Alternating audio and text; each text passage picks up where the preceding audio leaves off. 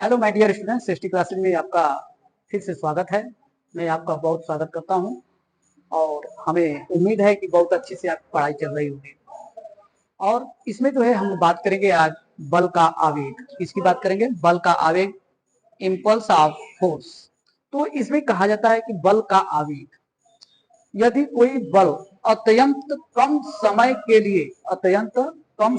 लिए किसी पिंड पर लगता है, अत्यंत कम समय के लिए किसी पिंड पर लगता है, बल और समय अंतराल का गुणनफल बल का आवेग कहलाता है।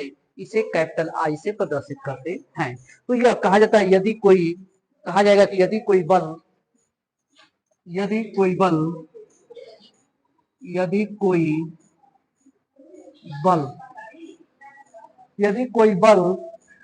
अत्यंत कम समय के लिए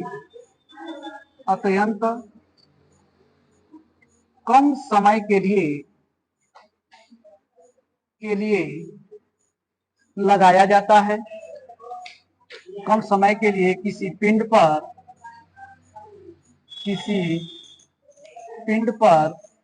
लगाया जाता है,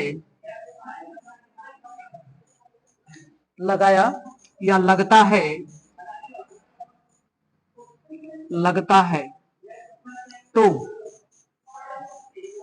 बल और समय अंतराल के गुणनफल को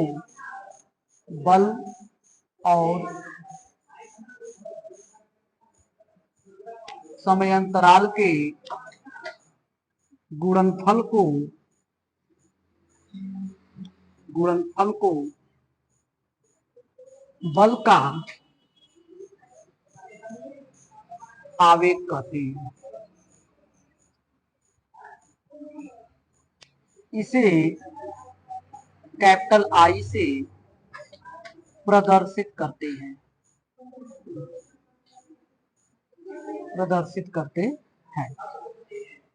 तो बल का आवेग बराबर होता है बल का आवेग बराबर बल गुणे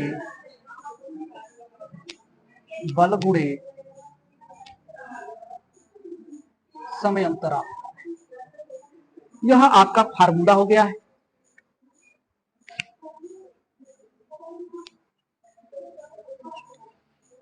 अब यहां पर कहा जा रहा है कि यदि कोई बल कैपिटल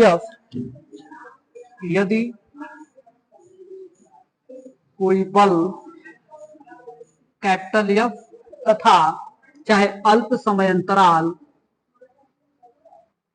अल्प समय भी लिख सकते हैं, चाहे अल्प समय अंतराल भी लिख सकते हैं, अल्प समय डेल्टा टी हो जाएगा, मैं किसी वस्तु पर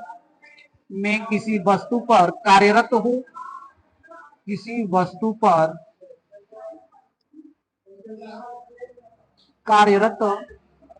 तो हो जाएगा बल का आवेग यानी कि आई बराबर एफ इंटू डेल्टा टी। आई बराबर क्या हो जाएगा? एफ इंटू डेल्टा टी हो जाएगा। अब यहां से कहा जा रहा है कि आवेग कौन सी राशि है? आवेग सदिश राशि है। आवेग की दिशा बल की दिशा में होती है, तो इसको लिखेंगे आवेग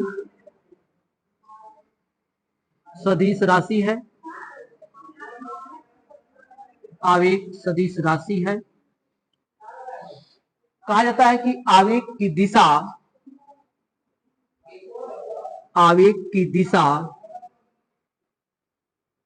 बल की दिशा में होती है,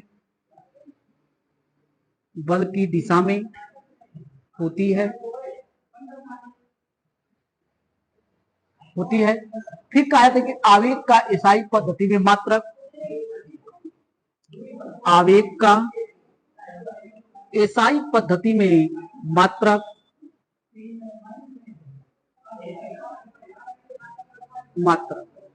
एसआई पद्धति में इसका मात्रक क्या होता है?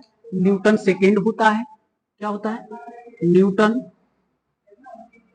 सेकेंड होता है या किलोग्राम मीटर प्रति सेकेंड होता है। क्या हो जाएगा? किलोग्राम मीटर प्रति सेकेंड होता है। यह है आपका बल का आवेग। बल के आवेग को बढ़िया से पढ़िए। बल का आवेग ये समझा दिया गया है कि बल का आवेग क्या होता है, सीधे आपको ये बोर्ड पर मैं समझा दिया हूँ। अब बल की ये बात किया गया कि आवेग की दिशा बल की दिशा में होती है, तो आवेग यदि किसी पिंड पर हम बल लगाएंगे तो बल की दिशा में ही जो वस्तु विस्थापित होती है वही क्या है, जितना समय लगता है वही बल का आवेग कहलाता है।